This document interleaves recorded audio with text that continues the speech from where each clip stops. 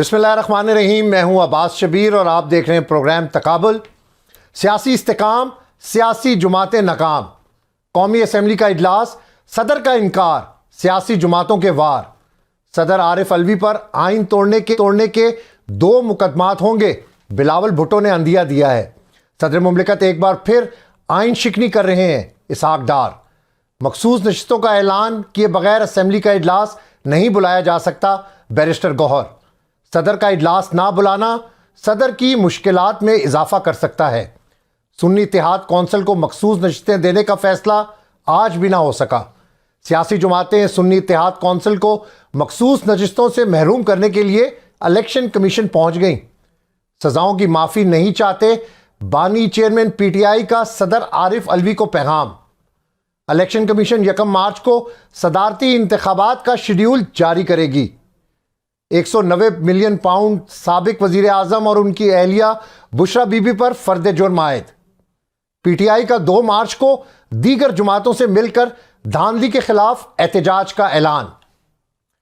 इस प्रोग्राम में आज हमारे साथ होंगे पंजाब असम्बली के अपोजिशन राना आफ्ताब साहब, मुश्ताक मिनहाज जो कि पाकिस्तान मुस्लिम लीग नून के रहनुमा हैं, और साथ साथ मारूफ कानूनदान राजा आमिर अब्बास।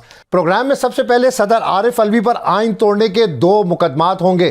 बिलावल भुट्टो की मजीद गुफ्तगू सुनिए। अलवी साहब ने आइन तोड़ा और हमारे अदम एतमाद के बावजूद असम्बली को डिसॉल्व किया, और अब जबकि कॉन्स्टिट्यूशन में क्लियरली लिखा हुआ है कि हर हाल में आपने 29 फरवरी तक असेंबली को समन करना है, आरिफ अलवी साहब आइन को तोड़ते हुए ये अपना फर्ज नहीं निभा रहा है। असेंबली को नहीं बुलाया तो वो भी एक और मुकदमा होगा।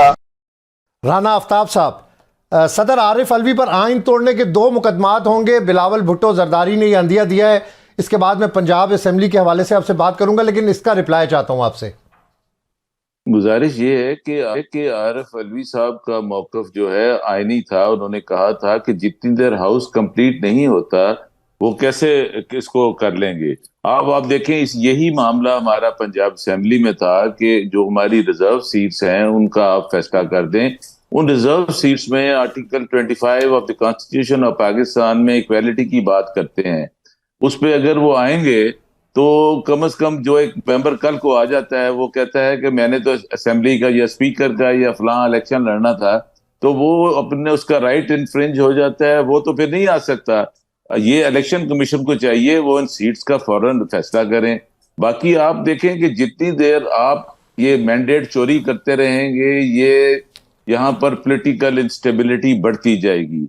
इकोनॉमिक स्टेबिलिटी तब ही आनी है जब जितनी देर आपके मुल्क में पॉलिटिकल स्टेबिलिटी नहीं आनी। केसेस तो बनाने में इमरान खान साहब के उन्होंने 200 केस बना दिया है। जैसे ये 9 मई के केस में फैसलाबाद में उन लोगों का नाम भी है जिन्होंने कभी फैसलाबाद देखा नहीं है। ये पॉलिटिकल विक्टिमाइजेशन को अब खत्म करना चाहिए, और हमें चाहिए कि हम जो असल अवाम ने लोगों को फैसला दिया है उनको हम आगे लाएं, और जो चोरी हुआ मैंडेट है उनको वापस दें ताकि मुल्क में जमहूरियत बढ़ सके और आगे जा सके। पेशेंस एंड टॉलरेंस की जरूरत है। हमें अपने अदारों को खुद संभालना चाहिए, ना कि हमें कोई डिक्टेट करे या रिमोट कंट्रोल से चलाए। राना साहब, मैं पंजाब असेंबली के इजलास पर आता हूं। ये फैसला किसकी मर्जी का था कि आप लोग कल वॉकआउट कर दें? अंदर रह के बातचीत नहीं हो सकती थी? इससे पहले भी आपने देखा कि असेंबली छोड़ने का क्या अंजाम हुआ। वफाक से भी असेंबलियां छोड़ी, पंजाब से भी छोड़ी, और उसके बाद क्या हुआ? मेरी गुजारिश ये है, राना साहब की आवाज में थोड़ी सी डिस्टॉर्शन है। मैं मुश्ताक मिनहाज साहब की तरफ जा रहा हूं। मुश्ताक साहब, ये बिलावल भुट्टो जरदारी ने आज ये बड़ा क्लियर कहा है कि आरिफ अलवी जब औहदा तो उनको मुकदमात का सामना होगा, आइन शिकनी उन्होंने की है। इसको रिप्लाई करिएगा जरा प्लीज। जी अब्बास, बहुत शुक्रिया अपने प्रोग्राम में मदू करने का। देखें, सदर ममलिकत का जो मनसब है वो तमाम पार्टी पॉलिटिक्स से बहुत अबव मनसब है, बड़ा मनसब है। और जब आप उस मनसब पे फायज हो जाते हैं तो फिर आप तमाम रियासत के, आप तमाम लोगों के आप सदर ममलिकत होते हैं, और एक एल्डरली आपका एक बिहेवियर होना चाहिए इंस्टीट्यूशंस के साथ, इंडिविजुअल्स के साथ। लेकिन बदकिस्मती कहें या अफसोस कहें कि इस सारे अरसे के दौरान जब से आरिफ अलवी साहब सदर बने, आप इनका माजी देख लें तो उन्होंने बजाय एक सदर ममलिकत के ओहदे की या उस मनसब की कोई जो फ़राइज़ थे उनको सरअंजाम देने की बजाय उन्होंने टो किया है पार्टी पॉलिटिक्स को, पार्टी लाइन को। और अक्सर हमने देखा कि जब कानून साजी करके अपर हाउस, लोअर हाउस उनको भेजते थे कानून साजी के लिए, दस्तखत करने के लिए, वो दोबारा उसको वापस भेज देते थे। और यही उन्होंने पहले भी किया। और आपको याद होगा कि इमरान खान भी जब बहुत ताकत में थे, बाहर थे, उस वक्त वो कहते थे कि हम भी ये इस्तीफे के मामले के ऊपर जो है ना, ये अपना ये खेलेंगे हम, ये इस बात के ऊपर मैं और आरिफ अलवी जो है। तो अब उन्होंने उस वक्त भी जो बात जो बिलावल भुट्टो जरदारी ने ये कहा कि जिस वक्त अदम एतमाद की तहरीक पेश हो गई थी, वो आपने देखा कि उन्होंने उसके ऊपर भी एक आइन शिकनी जरूर की है। मैं इस चीज़ का कायल तो नहीं हूँ कि एक सदर ममलिकत को जब वो मनसब से हट जाएं तो उनके ऊपर कोई मुकदमात कायम किए जाएं, लेकिन मैं समझता हूँ कि अखलाकी लिहाज से आरिफ अलवी साहब को, डॉक्टर आरिफ अलवी साहब को ये चाहिए कि वो जो फ़राइज़ आइन में उनके अंजामदेही में लिखे हुए हैं, जो उनके फ़र्ज़ हैं, उसको वो बिल्कुल पार्टी पॉलिटिक्स से बिल्कुल अबाव जाके उसको अंजाम दे। और कौमी असम्बली का इजलास बुलाना 21 दिनों के अंदर मैंडेटरी है।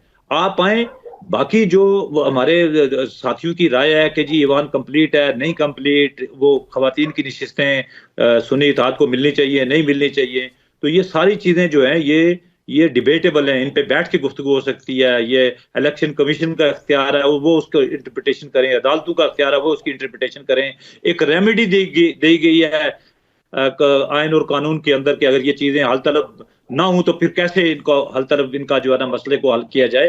तो सदर ममलिकत का ये काम नहीं है कि वो ये देखे कि इमरान खान किस बात से खुश होता है या पीटीआई की लीडरशिप किस बात से खुश होती है।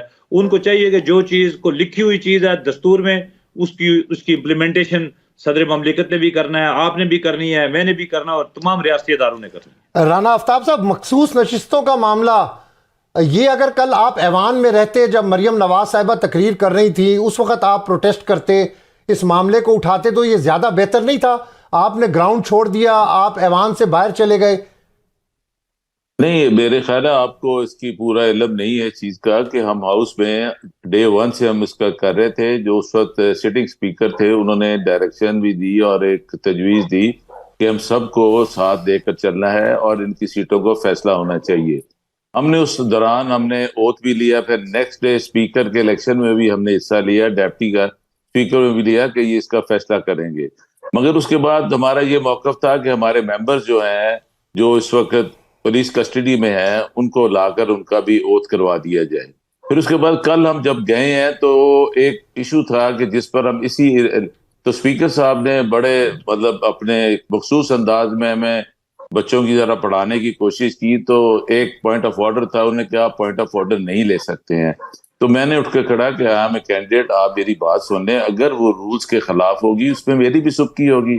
इस पर उन्होंने बड़े कि मैं किसी चीज को सुनने के तेरी, हमने टोकन वॉकआउट किया। टोकन वॉकआउट करने के बाद हम लॉबी में चले गए। लॉबी में उस दौरान उन्होंने घंटियां बजानी शुरू कर दी। घंटियों के दौरान जब हमारे साथ वो आए, हमने कहा हमें 1 सेकंड, आप सिर्फ 20 सेकंड के लिए हमें बात दे दें। दे वर वेरी एरोगेंट। उसके वो वापस गए, उन्होंने कहा नहीं, उन्होंने दरवाजे बंद कर दिए घंटियों के जो थे। और उसके बाद we were स्टैंडेड in the lobby. फिर जब खुल गया तो उसके बाद वोटिंग नहीं होनी थी। हमने ये नहीं, हम भरपूर अंदाज में कल भी बजट का वो सप्लीमेंट्री बजट के लिए इजलास बुला रहे हैं। हमने वहां पर हाउस में अंदर भी अगर नहीं हमारी बात सुनी, हम बाहर भी आएंगे, मगर इंशाल्लाह भरपूर अंदाज में अपोजिशन का किरदार अदा करेंगे। मगर मैं ये भी कहूंगा कि इनको इस तरह सोचना चाहिए कि अपोजिशन जो है, अपोजिशन को बर्दाश्त करें और हमारा जो मैंडेट है वो भी दें। आप हर रोज एक नया इलेक्शन आ जाएगा, वो कहेंगे कि जी आज गिनती हम डी ग्राउंड में कर ली है तो ये फलां उम्मीदवार जीत गया है। इस चीज से बाहर निकलें। अगर अवाम ने, लोगों ने वोट दिए हैं पीटीआई को या उनके हमायत याफ्ता को, तो उनको बर्दाश्त करें। इस वक्त इनको आइन और कानून के बहुत रूल्स याद आते हैं, मगर उस वक्त नहीं आते जब लोग बेगुनाह जेलों में पड़े हुए हैं और जो इस वक्त भी बेगुनाही का सबूत देने के लिए खड़े हैं। मैंने एक मेंबर फाजिल रुकन को कहा जो अक्रॉस दी ट्रेजरी बेंचेस था, मैंने कहा तुम दिल पे हाथ रख के कह दो कि मैं इलेक्शन जीत के आऊं, तो मैं कहा मैं अभी इस्तीफा दे देता हूं। तो उन्होंने कहा नहीं, क्योंकि ये एक मनूवर्ड और ये कंटिन्यूटी ऑफ प्रीवियस सिस्टम है, और इस तरह जमहूरियत चलती नहीं है। पता नहीं जमहूरियत को किस तरह ये चलाना चाह रहे हैं। ये तो हुकूमत बनने से पहले ही डगमगा रही है। अल्लाह करे इस मुल्क के लिए कोई बेहतर दिन आए, ताकि यहाँ पर ये लोगों के, अवाम के फैसलों का एहतराम कर सकें। राजा आमिर अब्बास साहब मारूफ कानूनदान, उन्होंने हमें ज्वाइन किया, लेकिन उस मुश्ताक साहब फॉर्म 45 लोग हलफ दे रहे हैं, लोगों के पास कुरान पाक हैं कि हम जीते हुए हैं। ये मामला किस तरह हल होगा, क्या देखते हैं, ये कितनी मुश्किलात होंगी? पंजाब में भी मुस्लिम लीग नून को हुकूमत चलाने में एक सख्त अपोजिशन, एक एहतजाज वाली सूरत हाल, और वफाक में भी ये सूरत हाल होगी। जी, ये जमहूरियत का हुस्न है जी। अगर आप समझते हैं एक बात को, आप अच्छा समझते हैं या बुरा समझते हैं, या आप उसके हक में हैं या मुखालफ हैं, तो ये तो एक इनफरादी राय है, एक पार्टी की राय है, लोगों की राय है। हमने भी, आप देखें ना, एक दस्तूर के अंदर मैकेनिज्म है, कोई भी आपने इंतखाबी, ये नहीं फॉर्म 45 या 47, ये इन चीज़ों से बालातर होगी। अगर आप समझते हैं कि इलेक्शन में किसी फरीक को कोई शिकायत है, तो बाकायदा मुतलका कानून में जो रिप्रेजेंटेशन एक्ट है, उसमें आपके पास रेमेडी के लिए एक प्रॉपर फोरम मौजूद है। आप इलेक्शन ट्रिब्यूनल में जाएं, फिर उसके बाद आपको जो है ना आला अदालतें सुनती हैं, आपका फैसले होते हैं, फिर उसके बाद आप जाएं। हमें भी देखें 2018 में RTS बैठा गया और तकरीबन जो है ना 66 घंटे तक रिजल्ट नहीं आया। रुक गए थे, रात को 10 बजे के बाद रिजल्ट रुके, और 66 घंटों के बाद रिजल्ट को जारी किया गया, और जिसमें बिल्कुल टोटल सारा रिजल्ट ही चेंज था। तो लेकिन हमने भी कोई ऐसा वो नहीं किया, हमने इसके अंदर हमने जाके हल्फ उठाया, हमने पूरी जो है ना अपना उस प्रोसीजर को पूरा किया, जो अपोजिशन का किरदार था उसको पूरा किया, और उसके बाद जब जरूरत पेश आई तो बाकी अपोजिशन पार्टी से मिलके हमने फिर 2022 में हमने अदम-ए-एतमाद की एक तहरीक जो है वो इमरान खान की गवर्नमेंट के खिलाफ पेश की, इमरान खान की वजारत उज़्मा के खिलाफ पेश की, और जिसको कामयाब कराया। ये सारी चीजें, ये दस्तूरी अमल था, और दस्तूरी अमल के बगैर कोई मावराए आइन या मावराए दस्तूर जो है ना बात नहीं हो सकती कि आप सड़कें रोक लें, आप धरने दे दें, आप ये करें, आप वो करें, आप असेंबली का इजलास ना चलने दें, आप असेंबली के गेट के बाहर धरना दें। ये चीजें जो है, ये मैच्योर पॉलिटिक्स करनी चाहिए मेरे साथियों को। बहुत सीजन लोग हैं अपोजिशन में, अभी भी जो इलेक्ट होके आए हैं। राना आफ्ताब साहब की बात करें, बड़े पुराने पार्लियामेंटेरियन हैं, और गुज़श्ता 3 दहाइयों से सियासी उफक पे मौजूद हैं। ऐसे लोगों की जो गुफ्तगू है, जो उनका रोल है सियासत के अंदर, उसको भी रिकग्नाइज करना चाहिए। लेकिन मैं तमाम, यानी PMLN के एक अदना से कारकुन की हैसियत से ये मैं गुजारिश करूंगा तमाम साथियों से कि वो अपना रोल जो आइन और कानून के अंदर दिए गए पैराए के अंदर जो है ना उसको अदा करें। और अगर वो ये समझते हैं कि उन या उनकी जमात के साथ कोई ज्यादती हुई है, कोई इलेक्शन के हवाले से कोई जो बेज़ाब्तगी हुई है, तो उसके लिए मुतल्लिका फोरम इस्तेमाल करें। वैसे नारे लगा के, वैसे जो है ना अपना, क्योंकि लोगों ने इलेक्ट करके भेजा है इनको भी, तो ये अपना किरदार अदा करें, गवर्नमेंट अपना किरदार अदा करेगी। और अगर आपके पास नंबर्स पूरे हों तो आप खुद गवर्नमेंट बना लें मरकज में, अगर नहीं पूरे हों तो आप भी, जिस तरह हमने 3-4 साल, हमने 3.5 साल इंतजार किया, आपको भी मौका मिले, आप भी इंतजार करें, और जब आपके नंबर्स पूरे हों आप भी एक जो है ना दस्तूरी लिहाज से जो भी अदम-ए-एतमाद की तहरीक है वो लाके आप हुकूमत का खात्मा भी कर सकते हैं। मैं आमिर अब्बास साहब से, मुश्ताक साहब, मैं सॉरी इंटरप्ट किया आपको। राजा आमिर अब्बास साहब, थैंक यू वेरी मच, आपने हमें ज्वाइन किया। स्पीकर के पास इख्तियार है कौमी असम्बली का इजलास बुलाने का, या सदर के पास है? इस पर कोई कानून क्या कहता है इस पे? देखिए, कानून तो कहता है कि सदर ममलिकत ने इजलास बुलाना है, लेकिन सदर ममलिकत को भी एक टाइम फ्रेम दिया हुआ है कि जी इस टाइम फ्रेम में आपने बुलाना है। अब इन केस अगर वो नहीं बुला रहे तो देन ऑब्वियसली स्पीकर साहब इसमें इजलास बुलाएंगे, और उस इजलास में जहाँ पे इतनी सारी जो ऐसी चीजें हो रही हैं जो कि कानून के जो जिसको हम कहते हैं 4 कॉर्नर से थोड़ी सी हटके हैं, तो वहाँ ये भी इजलास हो जाएगा और उसमें नंबर्स भी आएंगे। बिकॉज ये चीज पॉसिबल नहीं कि इजलास ही ना हो, लेकिन उससे बेहतर अमल ये है कि जी क्यों ना वो जो इशू है जो कि विमेन सीट्स का, रिजर्व सीट्स का है, उसको सेटल कर दिया जाए। लेकिन उसको सेटल करने में अनफॉर्चुनेटली आज भी वो petition election commission of Pakistan के सामने थी। मेरी अपनी जी, मैं कोई रिस्पॉन्ड कर सकता हूँ? जी बिल्कुल राना साहब, बिल्कुल बिल्कुल, मैं आपकी तरफ ही आ रहा हूँ। गुजारिश है कि राजा साहब ने बड़ी बात की है कि ये इख्तियार सिर्फ सदर पाकिस्तान के पास है। अगर स्पीकर साहब के पास ये आईनी इख्तियार ही नहीं है तो वो किस कैपेसिटी में बुला रहे हैं? उन्होंने एक बड़ी जायज बात की है कि ये इनको लेडी सीट का फैसला कर देना चाहिए, इसमें कोई रॉकेट साइंस नहीं है। अगर ये स्पीकर साहब बुला लेते हैं और वो एक आईनी गैर आईनी इकदाम उठाते हैं तो उसका आपको कोर्ट्स तो हैं। जैसे अब मेरे मोहतरम भाई मिनहाज साहब ने कहा कि फोरम्स हैं। मैं मिनहाज साहब खुद इस प्रोसेस से गुजरा हूँ। एक इशू पे, जाली डिग्री के इशू पे जब हुआ था केस, तो मैंने 3.5-4 साल, क्या डिस्पेंसेशन ऑफ जस्टिस है, क्या वक्त पर फैसला हो जाता है, उसका भी हमें कुछ बता दें ताकि हमें कोर्ट्स का जो है जाने में हमें एहतराम है। सब बसद एहतराम हम अदालतों का एहतराम करते हैं। मैं खुद एक छोटा सा वकील हूँ और चौथी नस्ल से हूँ, मगर जब आपको आपका इंसाफ नहीं मिलता, हाउस में आपकी बात नहीं सुनी जाती, तो फिर आपका क्या ख्याल है कि हम इसका एहतजाज भी ना करें? हाँ, एहतजाज जरूर जमहूरी होना चाहिए और आईनी तरीके से होना चाहिए, मगर आप किसी भी सियासी अपोजिशन को कॉर्नर नहीं करना चाहिए जहां से वो रिएक्ट कर सके।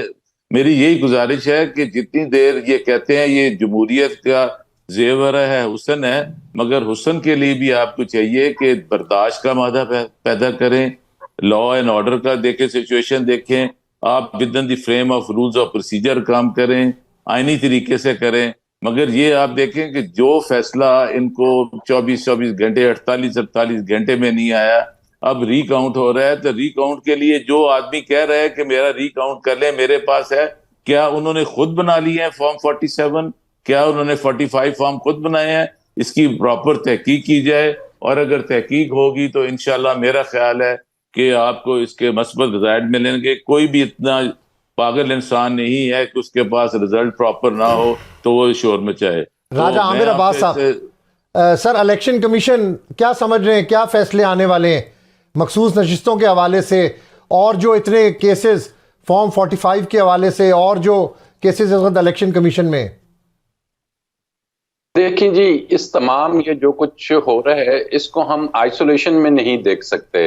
इसको हम ये नहीं देख सकते कि आज सुबह अगर मैं उठा हूं तो मुझे नजर आ गया कि इलेक्शन कमीशन से इंसाफ ही मिलेगा और इलेक्शन कमीशन की जोन सा है कि वो तमाम चीजों को मेरिट्स पे डिसाइड करेगा। ये उस पूरे कंटिन्यूस एक प्रोसेस का नाम है जिसमें हमने देखा कि इलेक्शन कमीशन के पास जब इस इलेक्शन से मुताल्लिका, बल्कि मैं तो पंजाब और केपी की रेजोल्यूशन से देखूं कि इलेक्शन कमीशन का जो रोल रहा है वो रोल ऑब्वियसली ऐसा रहा है कि जिसपे बहुत बड़ा क्वेश्चन मार्क है, और उसकी कंटिन्यूशन में अगर हम आगे चलते रहते हैं, डिलिमिटेशन का प्रोसेस देख लें, उसके बाद आप देखेंगे जी जो पॉलिटिकल पार्टीज के सिंबल के इशू था, पीटीआई के सिंबल का इशू था, उस पर हमने देखा कि इलेक्शन कमीशन ऑफ पाकिस्तान की क्या रूलिंग आई, एंड देन देयर आफ्टर उसके बाद हमने देखा आरओस के इश्यूज पे कि जी आरओस कौन से अपॉइंट होने हैं।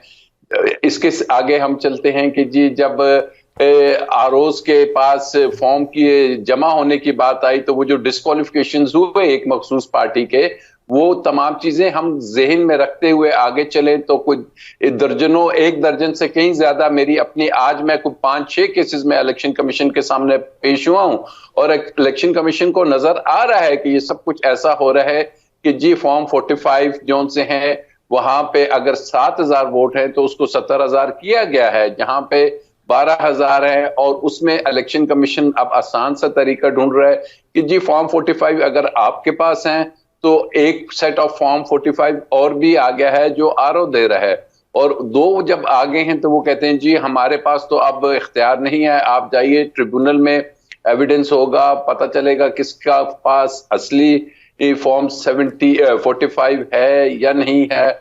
बहुत सी जो सेक्शन 4, 8, 9 इलेक्शन ट्रिब्यूनल की जो पावर्स हैं वो अपनी पावर्स इस्तेमाल नहीं कर रहे।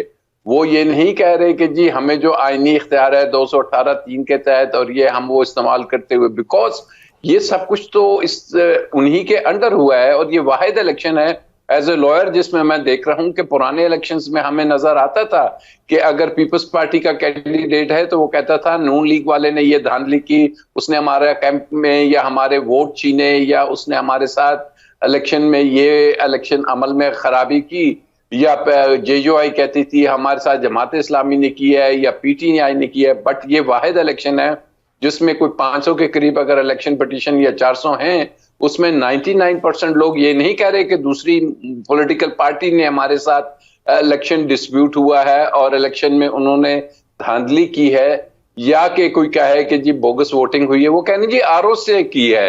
ये RO ने तमाम के तमाम फॉर्म 45 के बाद फॉर्म 47 चेंज हुए हैं, फॉर्म 49 चेंज हुए हैं, और उसके बाद अब पता नहीं कि वो जो बैलेट पेपर्स जो उनसे थे या बॉक्सेस उसको भरा गया है। अगर उसको खोल के ऑनेस्टली चेक किया जाए तो अगर वोट्स उसमें मजीद डाले गए हैं तो वहां पे थंब इंप्रेशंस होते हैं, वहां पे सिग्नेचर्स होते हैं, नंबर होते हैं, लेकिन अब ये फोरेंसिक इसकी डिटेल्स कौन कराएगा? अगर ये कराना ही इलेक्शन कमीशन ने है, ये ट्रिब्यूनल्स ने है, तो फिर मुझे नजर आ रहा है कि गालिबन ये अमल नहीं इतनी जल्दी होगा और डिले होगा। एंड अनफॉर्चुनेटली हमारा सिस्टम एक ब्रेक की तरफ जाएं, ब्रेक के बाद दोबारा गुफ्तगू का सिलसिला जारी रखते हैं। Welcome back.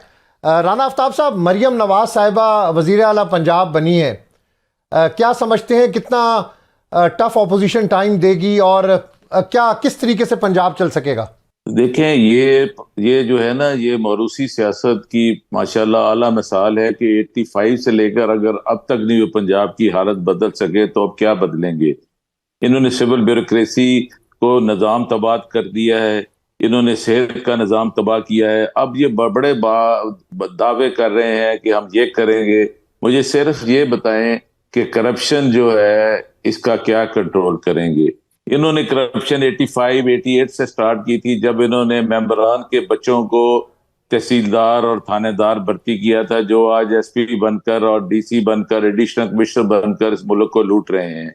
और ये करप्शन महकमा सेहत में भी है। आप दयानतदारी से मुझे बता दें कोई ऐसा महकमा हो जहां आप बगैर पैसे से कर सकते हैं, क्योंकि ये इनका काम सिर्फ जो है ना, इनका यही है कि मुल्क में ये हुकूमत करें, सारे जो मेंबर्स हैं इनको भेड़ बकरियों की तरह इनसे करें, और ये एक जाली मैंडेट के जरिए हम रिमोट कंट्रोल से चलते हैं, इनको करके करें। मेरा ख्याल है मगर जो अपोजिशन का हमारा रोल है ये बड़ा भरपूर होगा। कोई भी हम गैर आईनी काम करने नहीं देंगे, प्रोसीजर के मुताबिक करने चाहिए उनको। अभी कल ही आप देखेंगे इंशाल्लाह जब ये सेशन बुला लेते हैं तो आपकी हमारे प्रोग्राम और हमारे प्लान का और हमारे जो तरीकाकार उस पर वाजे हो जाएगा। हम जमहूरी अंदाज में और भरपूर तरीके से जो गलत काम करेंगे उनकी निशानदेही भी करेंगे और करने भी नहीं देंगे और कोशिश करेंगे। मैं बड़ा आपने राजा साहब की बात सुन ली है, उन्होंने आपको इतनी डिटेल से हर चीज बता दी है कि इस जाली मैंडेट के लिए वो अगर करेंगे तो उसकी लीगैलिटी कोई नहीं होगी। सर, कब तक एहतजाज होता रहेगा? माजी के अंदर भी हमने देखा एहतजाज ही हो रहा है, दोबारा से हफ्ते को कॉल दे दी एहतजाज की। आप कह रहे हैं पंजाब असेंबली में हम एहतजाज करेंगे। अगर आपको आपका हक नहीं मिलेगा और आप अगर किसी के उसकी सुनवाई नहीं होगी तो आप एहतजाज के अलावा आपके पास कौन सा रास्ता है? आपने एहतजाज हाउस के अंदर अगर हमारा काम हो तो वी आर नॉट मतलब पागल नहीं है कि हमने बिला वजह पढ़े लिखे लोग हैं कि वहाँ बेमकसद एहतजाज करना और नारे लगाने हैं। हम वहां पर एक जमहूरी तरीके से करेंगे और फिर अगर नहीं बात सुनी जाती तो फिर हाउस के अंदर भी एहतजाज करेंगे, अगर नहीं होती तो बाहर सड़कों पे भी जाएंगे। हम ये कहते हैं क्योंकि हमने इस तरह ये जो है वन वे ट्रैफिक चलने नहीं देनी है, क्योंकि वी आर पॉलिटिकल वर्कर्स। इसकी मिसाल देख लें कि एक इमरान खान साहब ने मुझे एक वर्कर को इस ओहदे के लिए नामजद किया है। इन्होंने कभी 200 बकौल इनके 200 मेंबर्स हैं, इन्होंने कभी सोचा है कि ये कौन से लोग हैं जिनको इन्होंने ये अपने घर के अलावा किसी का सोचते हैं?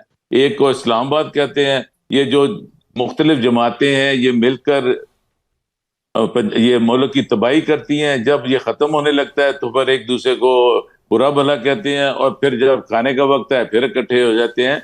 हम इनको अगर आप देखें, राजा साहब ने बड़ा कानूनी पॉइंट बताया है कि अगर मुझे सिर्फ ये है कि इनके पास क्या आईनी जवाज है कि ये नेशनल असेंबली का सेशन बुला सकता है स्पीकर। इनके पास पंजाब गवर्नर के पास क्या अख्तियार है कि वो रातों रात कहते हैं हर चीज हमने मुकम्मल करना है। तो ये लम्हा फिक्रिया है। पंजाब के बोर्ड पर जो डाका डाला गया पाकिस्तान पे, उनका मैंडेट वापस हमें दें, हमें जमहूरियत के हुस्न को निखारने की कोशिश करेंगे। Thank you very much. Mushtaq साहब, क्या आईनी जवाज़ है इतने बात राना आफ्ताब साहब की तरफ से लगाए गए हैं, मौरूसी सियासत, बहुत सारे इल्ज़ामात हैं, इस पे रिप्लाई करिएगा प्लीज़।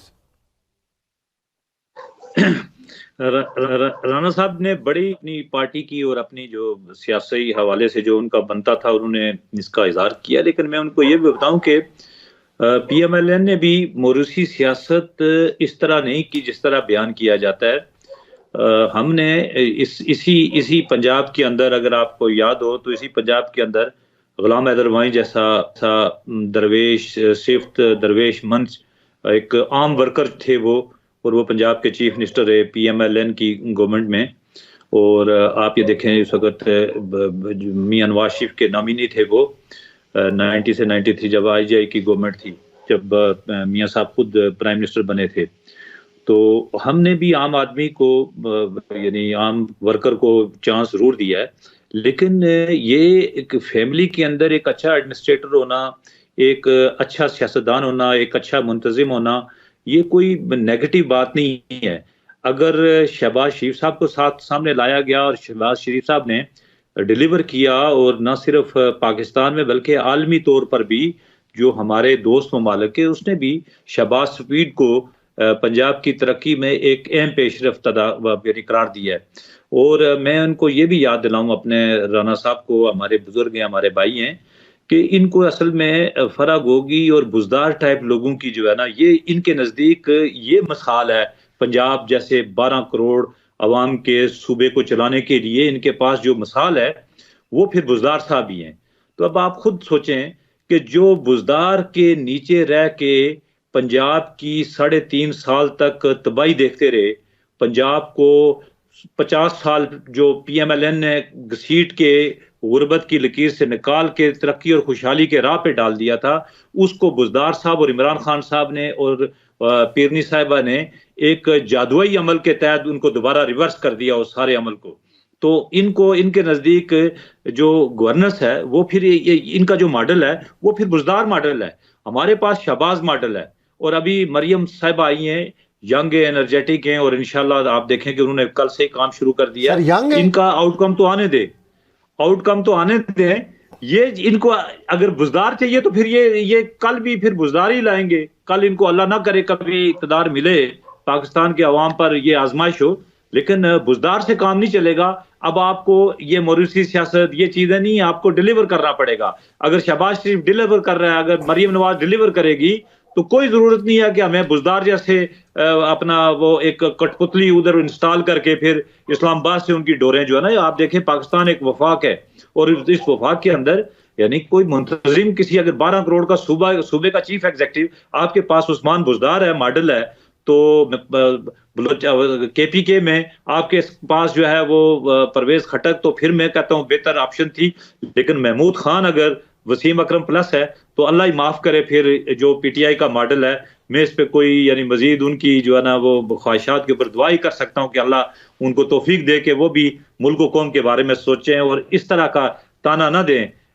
लोगों की खिदमत कर रही है PMLN, और इसी वजह से लोग वोट देते हैं उनको। राजा आमिर अब्बास साहब की तरफ जाऊंगा, लेकिन जहांगीर जदून साहब ने भी हमें ज्वाइन किया है। लेकिन राजा साहब से मैं पूछूंगा, राजा साहब, इस सियासत, मरियम नवाज साहिबा ने कहा है कि इंतकामी सियासत नहीं होगी, बहुत सारे हल्के ये कह रहे हैं कि इंतकामी सियासत तो अब शुरू होनी है। देखिए, अब हम इसको, अभी तक तो वेट एंड सी की बात है, प्रिजम्पशन की बात पे या पहले से एज्यूम कर लें कि जी ये होगा। लेकिन अगर हम देखें कि जो रिसेंट पास्ट 1-2 दिनों में खासकर हमारे आप जो कुछ जर्नलिस्ट के साथ हो रहा है, तो ये चीजें तो इंतकामी सियासत से ज्यादा सीरियस मुझे नजर आ रही है कि जहां पे सहाफती जो हमारा एक पिलर है उसके साथ अगर ये शुरू हुआ, तो फिर ये जो विक्टिमाइजेशन का या पॉलिटिकल आर्म ट्विस्टिंग का प्रोसेस है, अगर इसको रोक लिया फिर तो ये असेंबली में शायद थोड़ी स्मूथनेस आए, क्योंकि अवाम जो सी है मैं समझता हूं, और पॉलिटिकल पार्टीज, और particularly with reference to PTI जो मुझे नजर आ रहा है कि वो पिछले चंद माह में या एक साल में वो ये इंतकामी सियासत और इस धौंस धमकी, प्रेशराइज करना, FIR, जेलों में जाना, वो उस प्रोसेस से गुजर चुकी है और अब वो गालिबन एक ठोस उनकी शक्ल नजर आएगी हमें कि जी उन्होंने ये सब कुछ ऑलरेडी और बहुत हाई पैमाने पे देख लिया है। तो अगर ये अमल रिपीट किया जाता है और एक पॉलिटिकल गवर्नमेंट में, क्योंकि पॉलिटिकल गवर्नमेंट का फोकस जो उनसा है वो तो इकोनॉमी की तरफ होना है, वो तो उनका फोकस होना है कि जी किसी तरीके से असेंबलीज को लेके चला जाए, और पर्टिकुलरली कि जब उनकी जो अपनी वो है कि जी उनके केसेस मेजॉरिटी चले, इलेक्शन कमीशन से डिसाइड नहीं हो रहे, या ट्रिब्यूनल में नहीं हो रहे, अदालतों में होंगे, तो इंतकामी सियासत का अगर चैप्टर खोला गया तो ये एक डिजास्टर होगा। और इस वक्त कुछ भी है, वे फॉरवर्ड तो देखना है ना जी। हमने पाकिस्तान को देखना है, हमने पंजाब को देखना है, KP को देखना है, बलूचिस्तान को देखना है। तो उसमें अगर एक पॉलिटिकल प्रोसेस के तहत चल पड़े तो फिर तो दुरुस्त है, अदरवाइज तो ये इंतकामी सियासत कभी एक की होगी। कल को आप देखेंगे इवन जो PDM2 की हुकूमतें हैं, आपस में पार्टीज हैं, वो भी आपको नजर आएंगी कि जब उनके इख्तलाफात होंगे तो सिंध में कुछ और हो रहा होगा, पंजाब में कुछ और हो रहा होगा। तो लेट्स वेट एंड सी कि जी मरियम साहिबा अब फर्स्ट टाइम आई हैं तो वो किस अंदाज में, क्या वो एक अच्छी एडमिनिस्ट्रेटर बनती हैं, क्या वो एक अच्छी सियासतदान, क्योंकि इन्होंने कहा कि यंग हैं वो, अगर एज के हिसाब से नहीं तो वो पार्लियामेंट के एक्सपीरियंस के हिसाब से ऑब्वियसली यंग है। तो लेट्स वेट एंड सी कि वो किस अंदाज में अपनी एडमिनिस्ट्रेशन आगे लेके चलती हैं। बिल्कुल, हमने वे फॉरवर्ड देखना है। मखसूस नशिस्तों का मामला बड़ा एक अहम मामला है। ज़रा अता तारड़ साहब ने आज गुफ्तगू की है, वो पहले सुनते हैं, फिर जहांगीर जदून साहब की तरफ चलता हूँ। एक मजमूम कोशिश की जा रही है कि किसी तरीके से पार्लियामान के अंदर रिजर्व सीटें हासिल की जाएं। इन्होंने बगैर सोचे समझे सुन्नी इत्तेहाद काउंसिल को ज्वाइन कर लिया। अब ये तो देखना चाहिए था ना कि पार्लियामान के अंदर किस सियासी जमात की प्रेजेंस है। अगर तो सुन्नी इत्तेहाद काउंसिल को सीटें मिली होती और सुन्नी इत्तेहाद काउंसिल ने मुकर्ररा वक्त के अंदर अंदर रिजर्व सीटों की जो फहरिस्त है वो जमा कराई होती और उस फहरिस्त के साथ साथ फहरिस्त में जो मौजूद नाम होते उन्होंने अपने कागजात नामजदगी दाखिल कराए होते। पार्टी लिस्ट जमा कराई जाए मखसूस नशिस्तों की, खवातीन की अकलियतों की, फिर उस कागजात नामजदगी दाखिल कराएं, उन कागजात नामजदगी की जांच पड़ताल की जाए और उसकी जांच पड़ताल के बाद वो कागज मंजूर किए जाएं तो ये रिजर्व सीट्स का, मखसूस नशिस्तों का प्रोसेस मुकम्मल होता है। जहांगीर जदून साहब, मखसूस नशिस्तों का ऐलान किए बगैर असेंबली का इजलास नहीं बुलाया जा सकता, ये बैरिस्टर गौहर ने कहा है। कानून क्या कहता है इस हवाले से? अब देखिए ना, इसमें एक डिस्प्यूट बन चुका है। वो अब जो मसला है वो इलेक्शन कमीशन के सामने आ चुका है, उस पर नोटिस भी इशू चुके हैं। एक तो ये सब्जुडिस मैटर है, उस पर हम क्लियर कट कोई बात नहीं कह सकते, लेकिन मेरे ख्याल में जो मेरी पर्सनल ओपिनियन है, अगर सीटें बनती हैं तो इनको देनी चाहिए, तो इनका हक बनता है जिस हिसाब से। तो अगर आप किसी को बहुत ज़्यादा दीवार के साथ भी लगाना चाहते हैं तो इस तरह फिर उसके रिपरकशन ठीक नहीं होंगे। कल किसी और पार्टी के साथ यही हिसाब होगा, फिर वो रो रहे होंगे। तो अगर वो नहीं बनती तो फिर किसी दूसरी पार्टी को तो देने का सवाल ही नहीं पैदा होता। अब ये नहीं है कि कहें जी इनकी नहीं बनती तो दूसरी पार्टी को दे दें। मैं तो मेरी ज़ाती ओपिनियन में वो उसमें अंदर जो प्रोसीजर है इलेक्शन एक्ट के अंदर वही है कि अगर आपकी लिस्ट एग्जॉस्ट हो जाती है तो आप फिर फर्दर जो है वो उस पर दे सकते हैं। अब मुझे नहीं पता कि जो सुन्नी तहरीक है उन्होंने पहले कौन सी लिस्ट दी थी, या उनको, क्योंकि उनको तो हो सकता है पता ही ना हो कि हमें PTI ज्वाइन करेगी, हमारी इतनी सीटें बन जाएंगी। तो इसमें थोड़े से लीगल प्रॉब्लम जो है वो ज़रूर आ सकते हैं, जो अल्टीमेटली मेरे ख्याल में सुप्रीम कोर्ट ही इनको तय करेगी कि आया इसकी क्या सिचुएशन है। तो अगर ये इसका फैसला नहीं होता, क्योंकि सब्जुडिस हो गया है, तो ये ज़रूरी नहीं है कि अब जब तक इसका फैसला नहीं होता फिर तो असेंबली का इजलास बुलाया नहीं जा सकता। असेंबली का इजलास बुलाना तो कॉन्स्टिट्यूशनल रिक्वायरमेंट है। तो ये अगर मैटर सब्जुडिस हो गया है तो इसका ये मतलब नहीं है कि आप इसके बहाने पे असेंबली का इजलास न बुलाएं। हो सकता है इस पर 10 दिन लगते हैं, महीने लगता है कि सुप्रीम कोर्ट में चले आते हैं, 2-4 महीने लग जाते हैं, तो फिर असेंबली का इजलास तो इतना लंबा लटक नहीं सकता। फिर तो वो अभी गवर्नमेंट जो निगरान है वो भी खत्म हो चुकी है, तो फिर तो आपकी कॉन्स्टिट्यूशनल क्राइसिस क्रिएट हो जाएगा। तो इसलिए बेहतर है कि असेंबली का इजलास तो जिस तरह के तय है वो 29 को आएगा, तो सीटों का डिसीजन मेरे ख्याल में अब कोर्ट में ही होगा और कोर्ट ही करेगी। मुश्ताक साहब, बड़ा शोर है कि गैर आइनी इजलास बुला रहे हैं मखसूस नशिस्तों का जब तक फैसला नहीं होता, आपकी क्या राय है इसमें? जी पता नहीं गैर आईनी को ये किस तरीके से इंटरप्रेट करते हैं कॉन्स्टिट्यूशन ऑफ पाकिस्तान को।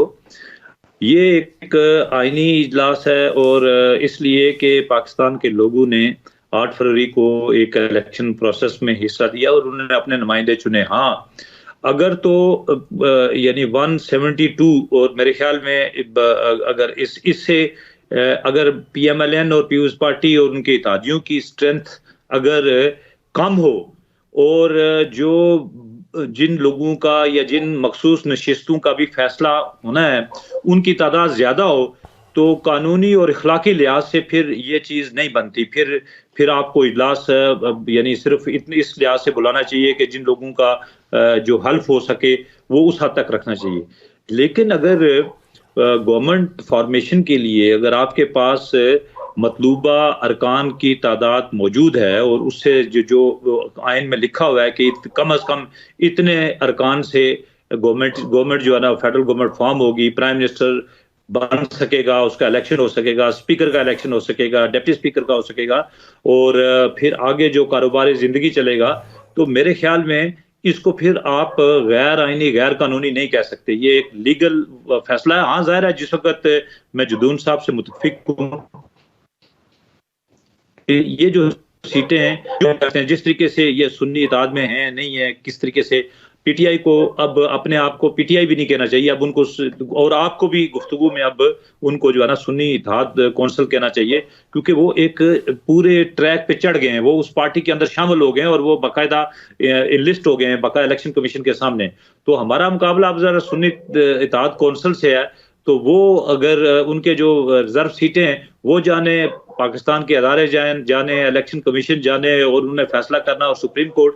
लेकिन अगर पीएमएलएन और उनके इत्तेहादियों के पास 172 का फिगर मौजूद है तो वो गवर्नमेंट बनाएं, गवर्नमेंट की फॉर्मेशन करें, वो आगे चलें। मुल्क मुतमल नहीं हो सकता। ये तो ऐसी बात तो नहीं है कि आपके पास 172 लोग नहीं है और आप एक अकलीती गवर्नमेंट बनाने के लिए जा रहे हैं जो किसी भी लिहाज से दुरुस्त नहीं है। अगर है तो फिर उसको कबूल करना चाहिए और आगे बढ़ना चाहिए। हमारा मुल्क इसका मुतावल नहीं हो सकता इस वक्त सियासी लिहाज से कि खला यहाँ पर रह जाए। मैं राजा आमिर अब्बास साहब, ये आईनी इजलास हैं गैर आईनी इजलास हैं, आप क्या कहते हैं इस हवाले से? देखिए जी, आज इलेक्शन कमीशन ऑफ पाकिस्तान में ये मैटर लगा हुआ था। अभी कहा इन्होंने कि जी सुन्नी इत्तेहाद जाने और अदारे जाने, इलेक्शन कमीशन ऑफ पाकिस्तान जाने, रिजर्व सीटें जाने, लेकिन एज ए कानून के स्टूडेंट के और सियासत के स्टूडेंट के मुझे आज इंतहाई उस वक्त शर्मिंदगी हुई इलेक्शन कमीशन ऑफ पाकिस्तान में जब ये बात हुई कि जी क्या आप पाकिस्तान पीपल्स पार्टी, मुस्लिम लीग नून और एमक्यूएम, इनसे जब ये पूछा गया कि आपका क्या इसमें लोकस स्टैंड आई है, आपका क्या हक है, तो उन्होंने कहा, ये नहीं कहा कि जी टेक्निकली ये नहीं ले सकते, उन्होंने स्ट्रेट फॉरवर्ड कहा कि जी ये सीटें हमारी हैं, इन पे हमारा हक है। अब हमारा लोकस स्टैंड आई ये है कि ये सीटें हमको दे देनी चाहिए। और मुझे ये लगा कि जी यही बात जो इससे पहले की गई थी कि जैसे अभी जदून साहब ने कहा कि आज अगर एक पार्टी के साथ ये हो रहा है, दूसरी पार्टी उनसे छीन रही है ना, जब वो कह रहे हैं कि जी ये सीटें हमारी होनी चाहिए। और अगर अब पीटीआई को सुन्नी इत्तेहाद कहना है तो फिर hats off to election commission of Pakistan कि जिसने ये तमाम चीजें कर दी, वो सीट्स ले ली, वो उनका पॉलिटिकल सिंबल ले लिया, ऑल्दो कि वो एक रजिस्टर्ड जमात है, और ये तमाम कैओस फैला दिया गया कि जी नहीं, इस मुल्क की जो पिछली हुकूमत कर रही थी पार्टी एंड जिसने बज़ाहिर 95 जो कि सिंगल लार्जेस्ट पार्टी के तौर पे इस वक्त भी है, आप इत्तेहाद को छोड़ दीजिए, और जिसके जो सीटें जो कि उनको डिनाई की गई हैं या जो कि उस इलेक्शंस के जिसमें मैनिपुलेशन हुई है उसको अलहदा करें। तो हम ग्राउंड रियलिटीज को जब देखते हैं तो हम अगर इतनी बड़ी जमात को, और वो जमात नहीं है, वो अवाम का वोट कैरी करके आ रही है, तो अवाम के इस हिस्से को, जैसे जदून साहब ने कहा, दीवार से अगर हम लगाते हैं तो फिर स्मूथ सेलिंग, फिर वो जिसको हम कहते हैं कि जी हम पॉलिटिकल स्टेबिलिटी ले आएंगे, कतन आपको पॉलिटिकल स्टेबिलिटी नजर नहीं आएगी, नतीजतन आपको इकोनॉमिक स्टेबिलिटी नहीं आएगी। दुनिया के इदारे जोन से हैं वो आपको मॉनिटर करेंगे, वो खुश होंगे, वो आपको और ज्यादा ऐसा मौका देंगे कि आप मजीद अपने आप को खुद से खराब करें।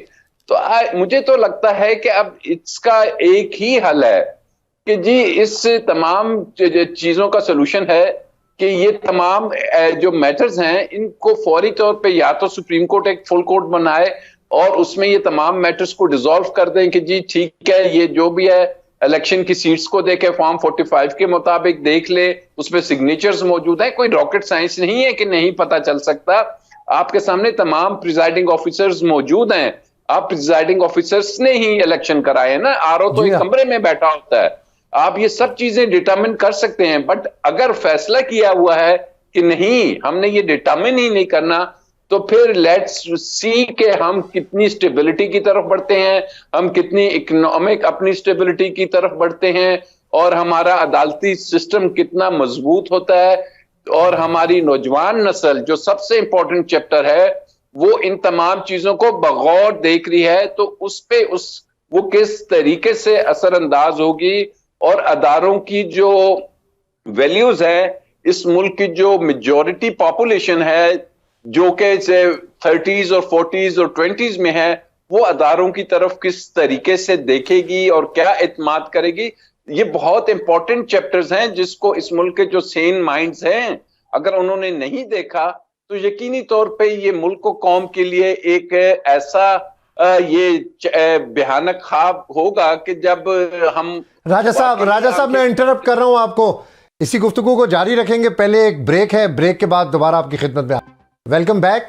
जहांगीर जदून साहब, सदर पाकिस्तान आरिफ अलवी ने कौन सा ऐसा आइन शिकनी वाला काम कर दिया कि सब कह रहे हैं कि सदर मुमलिकत ने आइन शिकनी कर दी, सदर मुमलिकत जब अपने ओहदे से हटेंगे तो उनको काफ़ी मसाइल का सामना हो सकता है। देखिए, अब जो अब जनरल इलेक्शन होते हैं उसके बाद डेफिनेटली जो आर्टिकल 91 है उसका सब क्लास 2 जो है उसके अंदर ये लिखा हुआ है कि 21 डेज के अंदर प्रोसीडिंग द जनरल इलेक्शन आपने असम्बली का इजलास बुलाना होता है।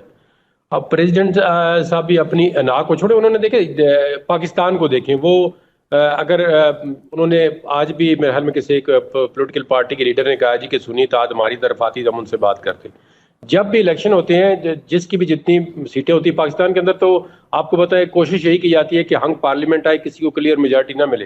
अगर क्लियर मेजॉरिटी मिल भी जाए तो उसके खिलाफ साल 2 साल के बाद कंस्पिरेसी थ्योरी शुरू हो जाती है कि इस गवर्नमेंट को डिस्टेबलाइज किया जाए।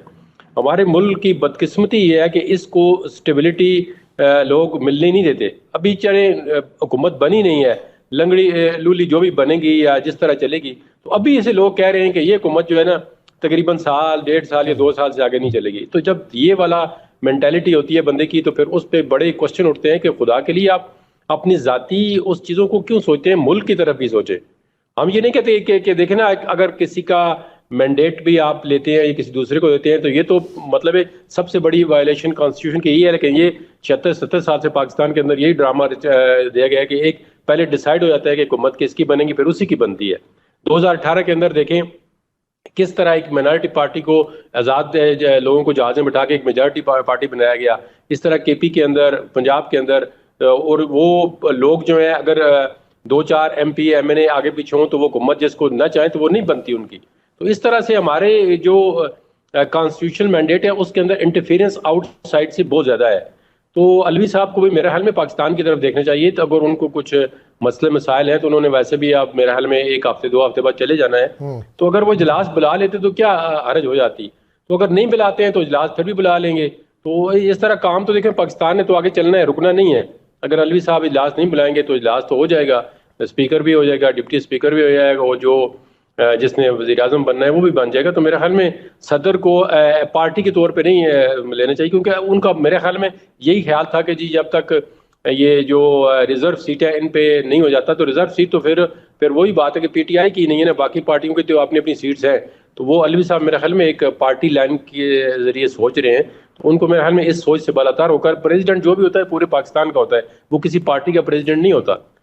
मुश्ताक साहब, वो पाकिस्तान मुश्ताक मिनाज साहब, मुश्ताक साहब, ये तासुर क्यों इतना दिया जा रहा है कि मरियम नवाज साहिबा इंतकाम की सियासत करेंगी?